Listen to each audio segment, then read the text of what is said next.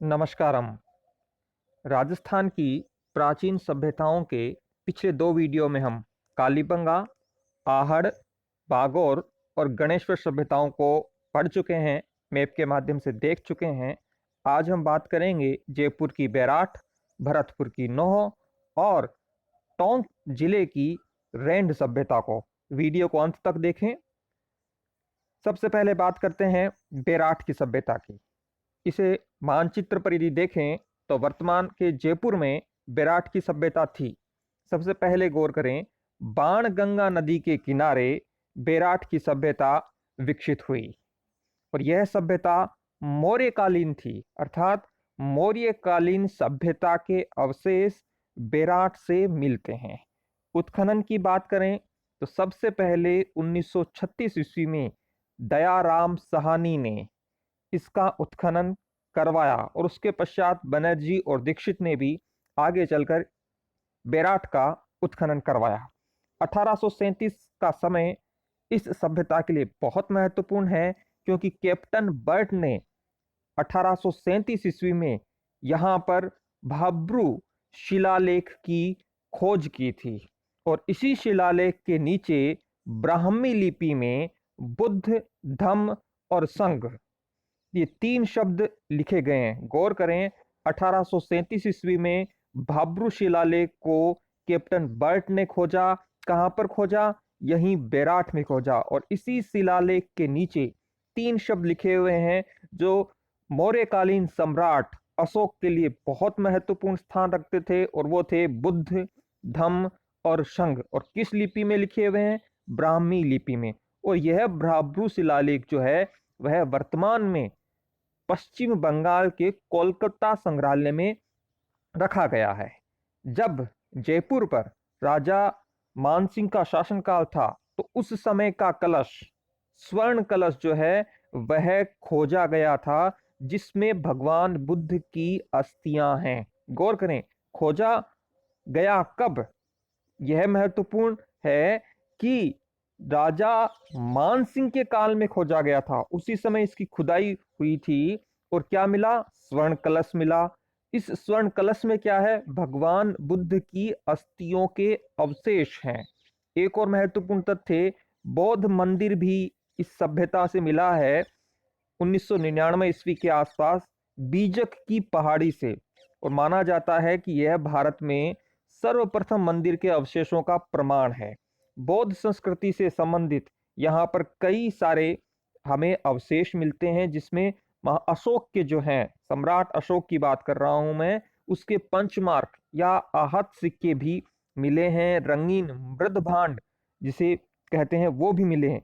एक और महत्वपूर्ण तथ्य जो लगभग 7वीं सदी का है, चीनी यात्री का नाम है ह्वेनसांग, और वह किसके काल में आया? हर्षवर्धन के काल में आया। हर्षवर्धन किस वंश का शासक था? पुष्यभूति वंश या वर्धन वंश का शासक था, जिसकी पहले राजधानी तो थानेश्वर थी, लेकिन हर्षवर्धन की प्रमुख राजधानी थी कन्नौज। गौर करें, ये ह्वेनसांग हर्षवर्धन के काल में बैराठ की यात्रा करता है और इसी ह्वेनसांग ने एक पुस्तक लिखी, सी यू की, जिसमें यहाँ की सभ्यता के बारे में भी कुछ जानकारियां दी गई हैं। यदि आप जयपुर कभी गए हैं तो राजस्थान विश्वविद्यालय के पास जो गणेश मंदिर है, विश्व प्रसिद्ध गणेश मंदिर, वो गणेश मंदिर जो गणेश डूंगरी, भीम डूंगरी, यहाँ के आसपास की पहाड़ियां हैं, उस पर अवस्थित है। गणेश जी का मंदिर जिसे कहते हैं जयपुर का बहुत अंतर्राष्ट्रीय स्तर पर प्रसिद्ध मंदिर है, वो मंदिर भी इस ये सभ्यता जहाँ थी वहां पर है। हालांकि मंदिर का निर्माण सभ्यता से संबंधित नहीं है, मैंने आपको समझने के लिए बताया है। कुछ और सभ्यताएं जयपुर से संबंधित हैं जिन पर यदि हम गौर करें तो एक तो है जोधपुरा की सभ्यता, एक है नालियासर की सभ्यता जो सांभर में, जयपुर का जो सांभर का इलाका है, ये वाला इलाका, यहाँ पर सांभर की सभ्यता थी। तो कुछ ये छोटी छोटी सभ्यताएं भी। तो ये है बैराठ की सभ्यता जो मौर्यकालीन थी, बौद्ध धर्म के संदर्भ में महत्वपूर्ण है। ह्वेनसांग की इस सभ्यता का जो स्थल है वहां पर यात्रा हुई। अब आप कहेंगे सर, मौर्य वंश और ह्वेनसांग की यात्रा के बीच में लगभग 700-800 वर्षों का अंतर है। मैंने पूरे कालखंड को समझाया कि किस प्रकार से मौर्यकालीन अवशेष मिले हैं, लेकिन 7वीं सदी में यहाँ पर ह्वेनसांग ने भी यात्रा की थी। ये थी बेराट की सभ्यता। और बेराट की जो सभ्यता है वो किस जिले में है? ये है जयपुर जिला, जो गुलाबी नगर के नाम से भी देश दुनिया में प्रसिद्ध है। तो हम बिंदुओं को समझ रहे हैं मानचित्र के माध्यम से। अभी जब मैं यह वीडियो बना रहा हूं तो लगभग 6 बज रहे हैं, सूर्योदय हो रहा है। और ईश्वर से प्रार्थना है कि आपके प्रगाढ़ कर्म से, आपके जबरदस्त कर्मों से आपका भी भाग्योदय हो और जल्द ही आपको नौकरी, सरकारी नौकरी मिले। अब हम बात करते हैं नोह की। नोह की सभ्यता जो है वह राजस्थान के पूर्वी क्षेत्र में विकसित हुई थी। और जिला है भरतपुर, यह भरतपुर जिला है, यह धौलपुर जिला है। तो यह सभ्यता जो थी वो रूपा रेल नदी के किनारे विकसित हुई। और यहाँ पर महाभारत के समय के एवं लोहकालीन सभ्यता के अवशेष मिले हैं।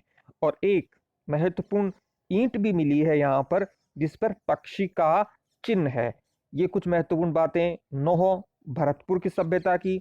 अब हम बात करते हैं रेंड की सभ्यता की। यह सभ्यता टोंक जिले में है, ठीक है ना। जयपुर में यदि आप गए हो तो टोंक रोड अजमेरी गेट से जो प्रारंभ होता है, जो टोंक तक जाता है, और इसी टोंक में आप देखेंगे कि विश्व प्रसिद्ध वनस्थली विद्यापीठ भी इसी टोंक जिले में है।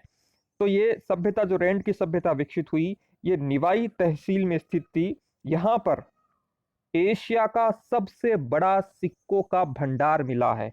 और इसीलिए इस सभ्यता को प्राचीन भारत का टाटा नगर भी कहते हैं। यहाँ पर एक और प्रमुख तत्व मिला है और वो है मातृ देवी की मूर्ति। तो ये आप गौर करें, ये है हमारे प्राचीन सभ्यताओं के 3 वीडियो। आपको ये वीडियो कैसे लग रहे हैं इसका आप स्क्रीनशॉट लिख सकते हैं। इसी वीडियो के डिस्क्रिप्शन में और मैसेज के बॉक्स में आप जाएंगे तो टेलीग्राम का लिंक भी आपको मिल जाएगा। तो वहां से भी आपको ये पीडीएफ फॉर्मेट में भी आपको ये मैप मिल जाएगा। हमारा प्रयास है कि राजस्थान जीके आपके लिए आसान बने। हमारा प्रयास आपको कैसा लग रहा है, हमारी कोशिशों पर आप कमेंट करें।